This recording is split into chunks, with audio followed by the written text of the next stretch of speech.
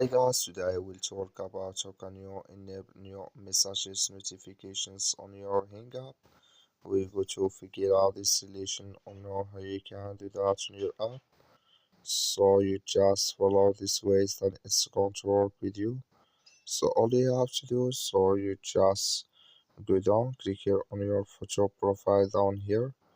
When you just click on it, so then it's going to take you to your profile. It's going to take you to this here. You click here on this sign, above this sign here, so then you come to this list. It's going to show for you like this.